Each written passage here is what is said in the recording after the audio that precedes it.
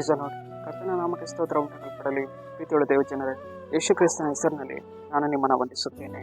ಮತ್ತಾಯ 6ನೇ ಅಧ್ಯಾಯ 34ನೇ ವಚನದಲ್ಲಿ ವಾಕ್ಯ ಈ ರೀತಿಯಾಗಿ ಬರೆಯಲ್ಪಟ್ಟಿದೆ.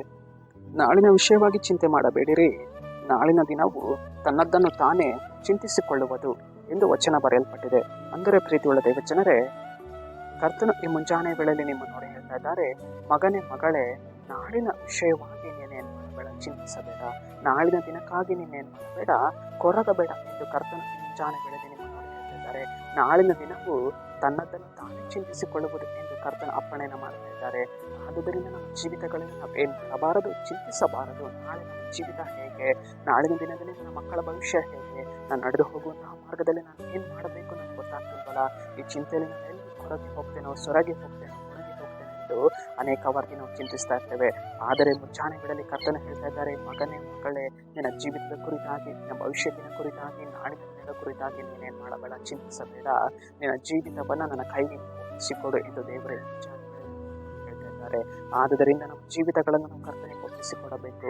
ಕರ್ತನೆ, ನೀನು ಹೇಳಿದ್ಯಾ ಸ್ವಾಮಿ, ನಾಳಿನ ದಿನದ ಕುರಿತಾಗಿ ನೀವೇನು ಮಾಡಬೇಡಿರಿ, ಚಿಂತೆ ಮಾಡಬೇಡಿರಿ, ನಾಳಿನ ದಿನವು ತನ್ನದನ್ನು ತಾನೇ ಚಿಂತಿಸಿಕೊಳ್ಳುವುದಂತ ನೀನು ಹೇಳಿದ್ಯಾ ಸ್ವಾಮಿ. ಕರ್ತನೆ, ನನ್ನ ದಿನಗಳನ್ನು ನೀನು ಒಪ್ಪಿಸಿಕೊಡ್ತೇನೆ, ನನ್ನ ಜೀವಿತದ ಕಾಲವೆಲ್ಲ ನಿನ್ನ ಕರೆಗೆ ಒಪ್ಪಿಸಿಕೊಡ್ತೇನೆ ಎಂದು ಹೇಳುವಾಗ ಕರ್ತನು ನಮ್ಮ ಅನುದಿನವೂ ನಮ್ಮನ್ನು ನಡೆಸುವವರಾಗಿದ್ದಾರೆ, ನಮ್ಮ ಕುರಿತಾಗಿ ಆತನು ಯೋಚಿಸುವವರಾಗಿದ್ದಾರೆ, ನಮ್ಮ ಕುರಿತಾಗಿ ಆತನು ಚಿಂತಿಸುವವರಾಗಿದ್ದಾನೆ. ಪ್ರೀತಿಯುಳ್ಳ ದೇವ ಜನರೇ, ನಮ್ಮ ಜೀವಿತಗಳನ್ನು ಆತನು ಒಂದು ಉತ್ತಮವಾದ ಸ್ಥಿತಿಯಲ್ಲಿ ನಡೆಸುವುದಕ್ಕೆ ಆತನು ಶಕ್ತನಾಗಿದ್ದಾನೆ. ನಮ್ಮ ಜೀವಿತದಲ್ಲಿ ನಮಗಿರುವಂತಹ ಎಲ್ಲ ವೇದನೆಗಳು, ದುಃಖಗಳು, ಕಣ್ಣೀರುಗಳನ್ನು ಮಾರ್ಪಡಿಸಿ ನಮ್ಮ ಜೀವಿತಗಳಲ್ಲಿ ಒಂದು ಸಂಭ್ರಮವನ್ನು ಕೊಂಡು ಬರುವವನಾಗಿದ್ದಾನೆ.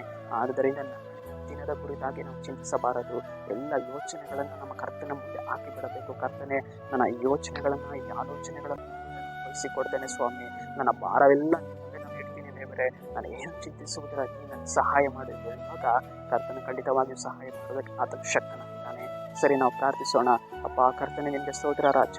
ಈ ಮುಂಜಾನೆ ವೇಳೆಯಲ್ಲಿ ಕರ್ತನೆ, ಈ ವಾಕ್ಯ ಭಾಗ ಸಂದೇಶವನ್ನು ನೋಡ್ತಾ ಇರುವ ಜನಗಳನ್ನು ಸಂಧಿಸು. ನಿನ್ನ ಜನರ ಜೀವಿತದಲ್ಲಿ ಕರ್ತನೆ ಇರುವಂತಹ ನಾಳಿನ ಕುರಿತಾಗಿ, ಜೀವಿತದ ಕುರಿತಾಗಿರುವಂತಹ ಎಲ್ಲ ಚಿಂತನೆ, ವೇದನೆಗಳನ್ನು ಕುರಿತಾಗಿರುವಂತಹ ಎಲ್ಲ ದುಃಖಗಳನ್ನು ಮಾರ್ಪಡಿಸಿ ನಿನ್ನ ಜನರ ಜೀವಿತದಲ್ಲಿ ಒಂದು ಸಮಾಧಾನವನ್ನು ಕೊಡು. ಅದಕ್ಕಾಗಿ ಸ್ತೋತ್ರ. ನಜರೇತಿನ ಯೇಸುವಿನ ನಾಮದಲ್ಲಿ ತಂದೆ, ಆಮೆನ್.